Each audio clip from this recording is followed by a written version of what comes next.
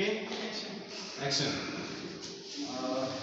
Betterment पर्यंत झालेलं होतं. Okay his most important quality is his readiness and capacity to adapt himself to changed condition. Readiness and capacity to adapt himself. See that like animals migrate from one place to another in a search of food and shelter. This is a basic instinct. Okay, as we people, human beings, even we migrate म्हणजे स्थलांतर करणे. We migrate from one place to another place for the betterment of our life, for getting in a search of opportunities of livelihood and betterment. म्हणजे एक प्रकारे आपल्याला opportunities भेटल्या पाहिजे, नवनवीन संधी भेटल्या पाहिजे किंवा आपली लाईफ जास्त सुखी व्हायला पाहिजे. For the betterment of our life, to become good life, no? म्हणून आपण काय केलं, एका देशातून दुसऱ्या देशामध्ये स्थलांतर केलं. तर ती लोक म्हणजे जिथे जिथे त्यांना जो ॲटमॉस्फिअर योग्य वाटला त्या ॲटमॉस्फिअर मध्ये लोक काय झाले, सेटल झाले आणि तिथे ते राहू लागले. आणि त्यानंतर त्यांचे जे सेटलमेंट्स आहेत म्हणजे वस्त्या ज्या आहेत त्या वस्त्या वाढल्या. ओके, तर जर माणसांची गोष्ट केली, जसं एनिमल्स फूड साठी एका ठिकाणाहून दुसऱ्या ठिकाणी स्थलांतर केले. Even man also travel from one place to another for the food. म्हणजे माणसाने सुद्धा चांगला फूड मिळावं, अन्नधान्याची सोय व्हावी म्हणून त्यांनी काय केलं, एका ठिकाणाहून दुसऱ्या ठिकाणी स्थलांतर केलं. आणि जर माणसामधली कोणती गोष्ट चांगली होती म्हटलं तर his most important quality is his readiness and capacity to adopt himself. म्हणजे एका ठिकाणाहून दुसऱ्या ठिकाणी जर आपण गेलो तर ते ॲटमॉस्फिअर काय करता आलं पाहिजे, आपल्याला अडॉप्ट करता आलं. आणि माणसाने ते काय केलं, इझिली अडॉप्ट केलं. म्हणजे एखादी बर्फाळ प्रदेशामध्ये असणारा व्यक्ती जो आहे तो एखाद्या रेगिस्तानमध्ये सुद्धा जाऊन राहू लागेल. जर त्याला वाटलं की इथे आपल्याला काय आहे, चांगल्या सोयी आहेत, जगण्यासाठी उत्तम असं ठिकाण आहे, तर ते तिथे राहू लागेल. म्हणजे एका ठिकाणाहून दुसऱ्या ठिकाणी जाऊन तो काय करू लागला, राहू लागला. आता जर आपण ऑल वर्ल्डचा जर विचार केला तर एकीकडे रेगिस्तान आहे, दुसरीकडे बर्फ आहे आणि तिसरीकडे जे काही जंगल किंवा जो प्रदेश आहे, पर्वताचा जो प्रदेश आहे. तर आज पाहतो आपण रेगिस्तानमध्ये लोक राहतात, जे अरेबियन कंट्रीज आहेत. बर्फाळ देशात म्हणजे जे कंट्रीज युरोपियन कंट्रीज जे आहेत है ना, म्हणजे युरोपामधली जी मेजॉरिटी जे कंट्रीज आहेत ते सगळ्यात तिकडचा प्रदेश कसा आहे, बर्फाळ आहे. म्हणजे तिथं सारखा बर्फ पडत राहतो तरी ते लोक तिथे राहतात.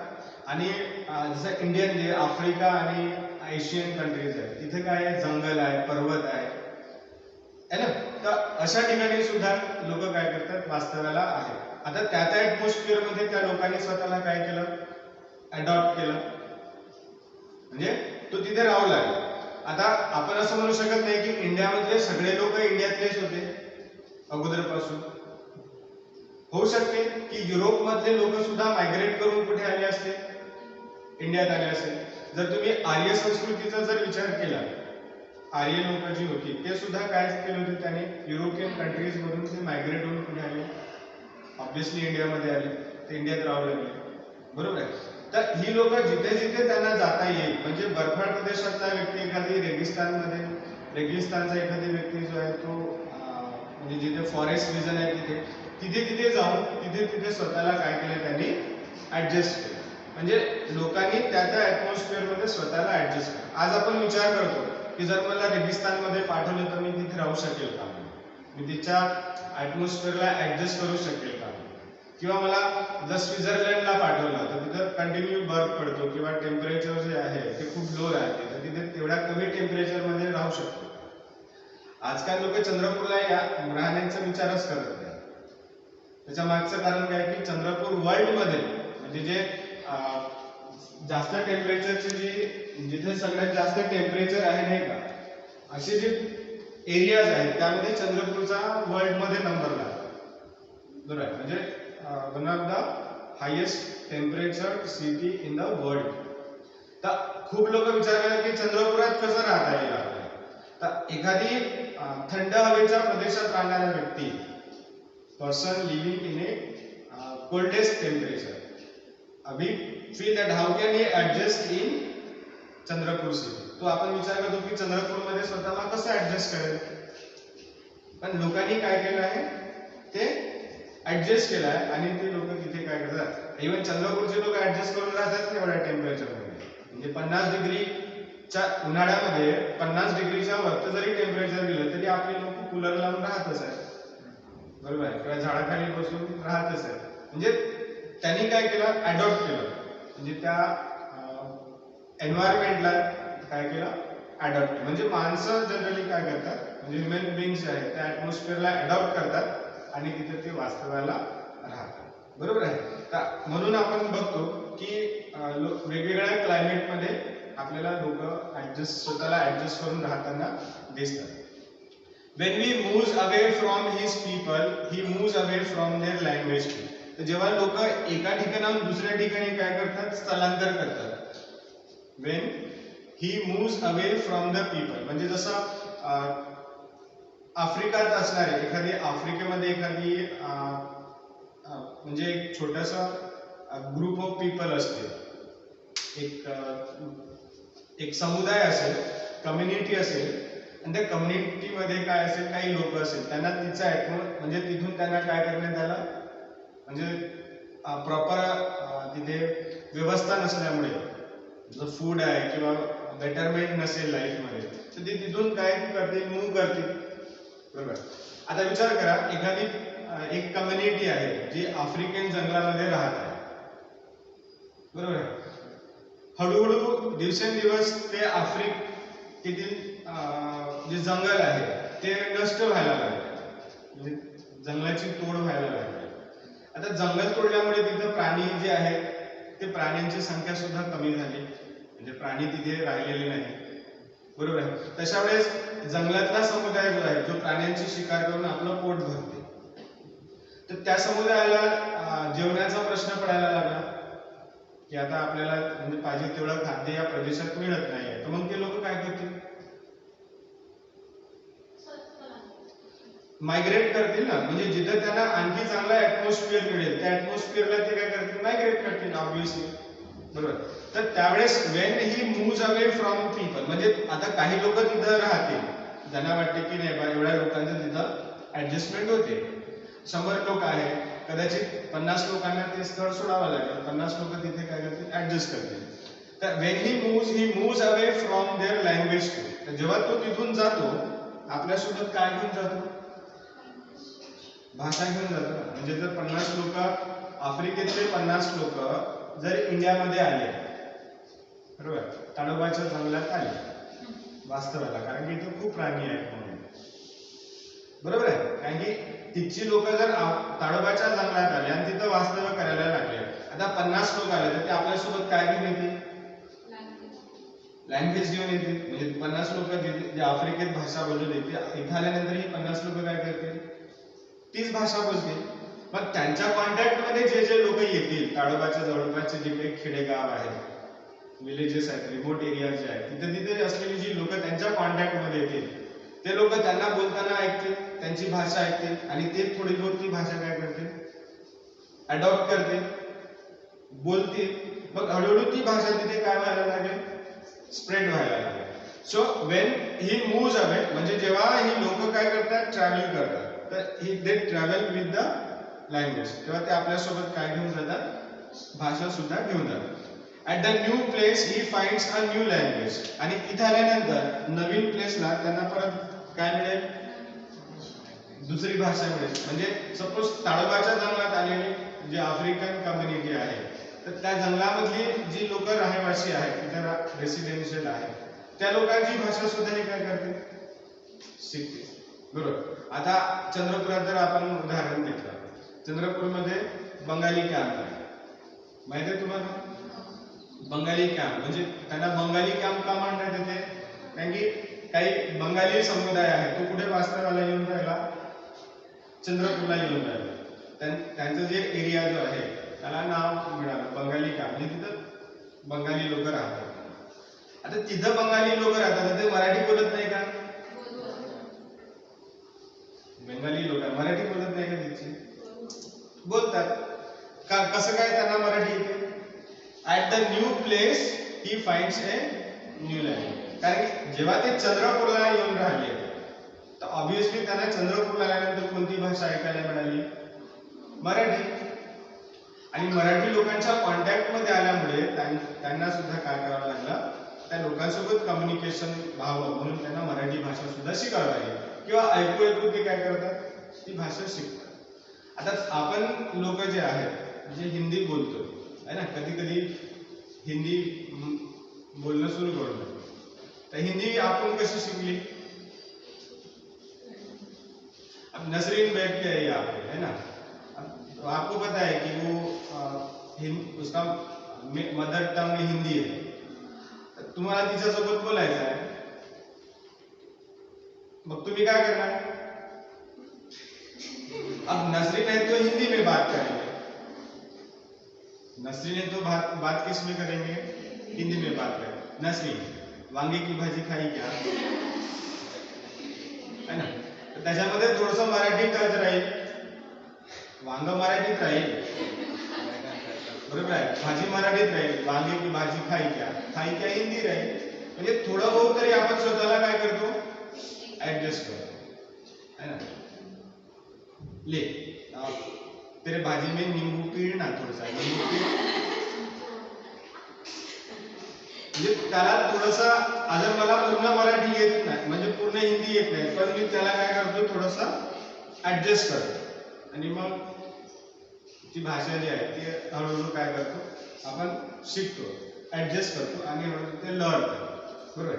तर मराठी हिंदी शिकायला काय आपल्याला हिंदीचे क्लासेस लावायची गरज पडली नाही. आपण ज्या हिंदी कम्युनिटीशी जे आपला संपर्क आला त्या संपर्कातून आपण ती भाषा काय करायला लागलो?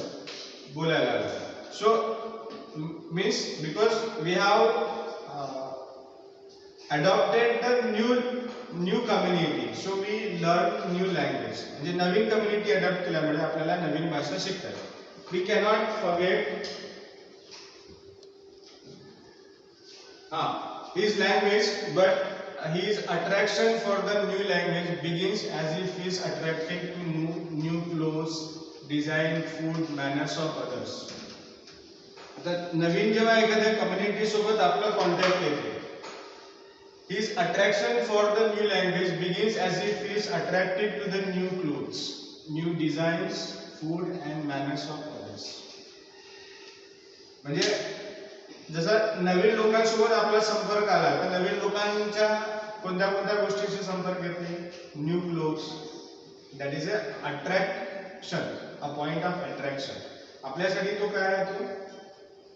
पॉइंट ऑफ अट्रॅक्शन राहतो, बरोबर.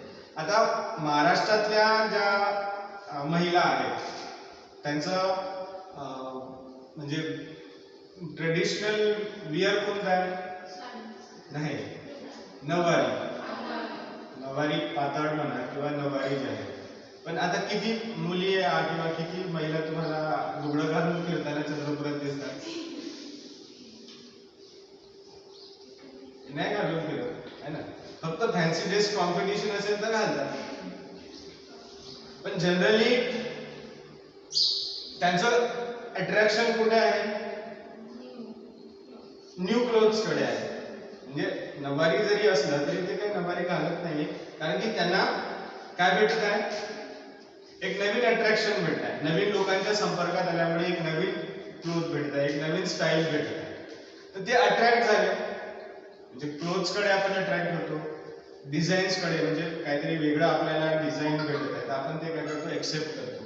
फूड, वेगवेगळे फूड आपण ट्राय करतो, नाही का, बरोबर आहे. आता मंचुरियन खाण्यात आपली संस्कृती नव्हतीच, पण ते आपण काय केलं? एक्सेप्ट केलं, because of the attraction for new food. म्हणजे नवीन फूड साठी आपलं असलेलं काय? Attraction. And manners of others, आणि दुसऱ्यांचे जे काही मॅनर्स आहेत, म्हणजे त्यांचं बोलचालीचं ढंग असेल, वे ऑफ स्पीकिंग असेल, किंवा म्हणजे त्यांचे जे काही मॅनर्स असतील, आहे ना, तर त्या गोष्टी आपण काय करतो? एक्सेप्ट करतो.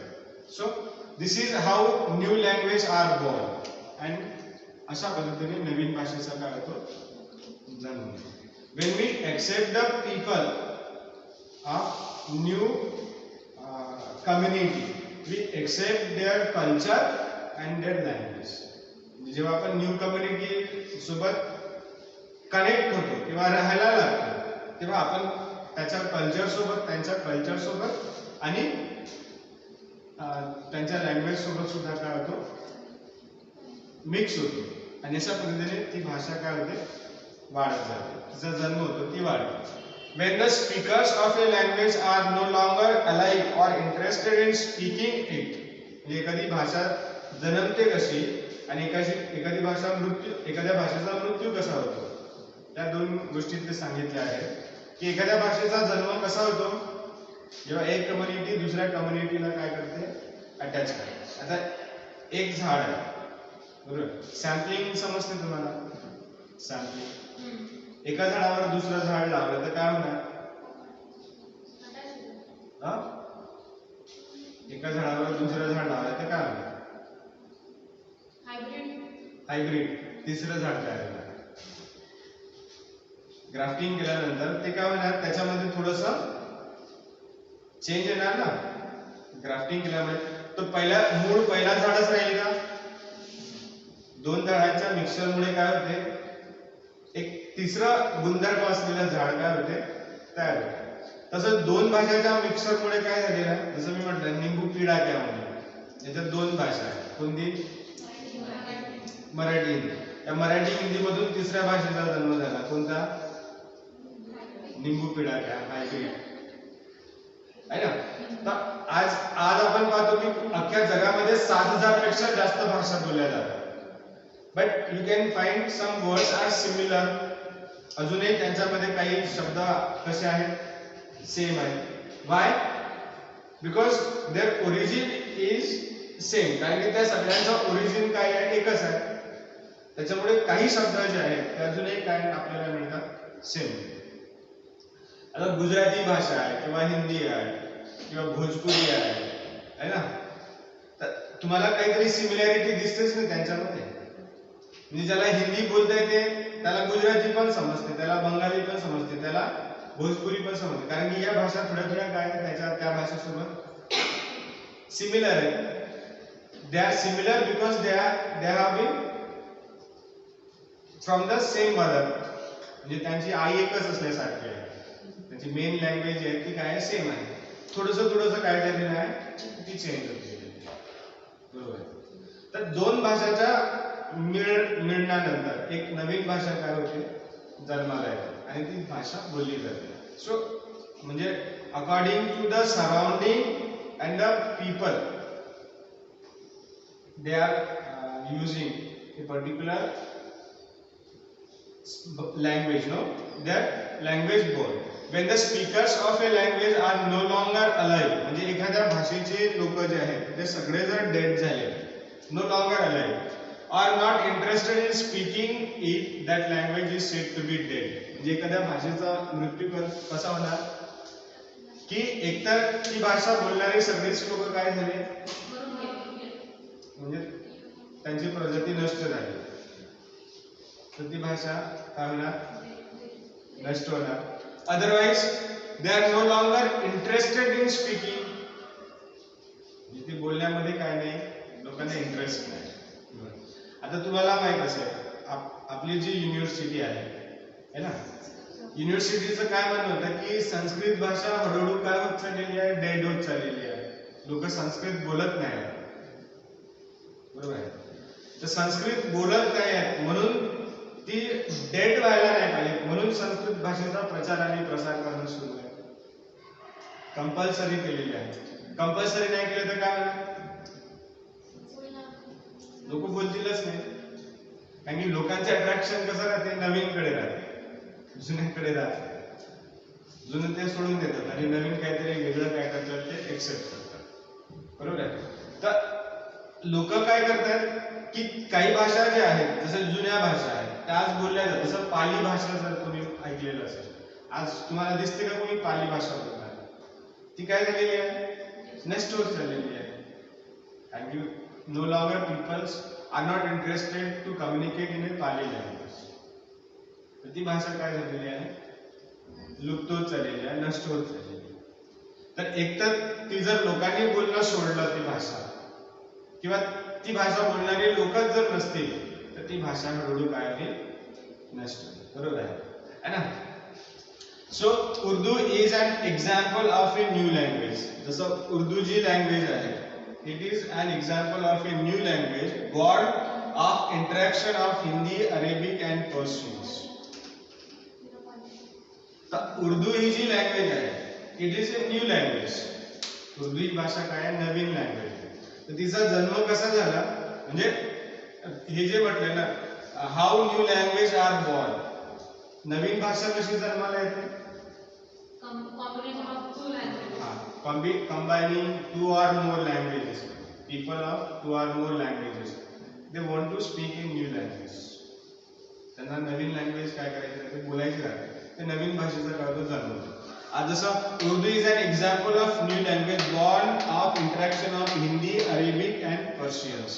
म्हणजे हिंदी, अरेबिक आणि पर्शियन्स लोक जे आहेत यांच्या बोलण्यातून काय झालेलं आहे, नवीन भाषेचा जन्म झालेला आहे, आणि ती म्हणजे उर्दू. म्हणजे जे हिंदी बोलणारे जे हिंदी सायलर्स आहेत, बरोबर आहे.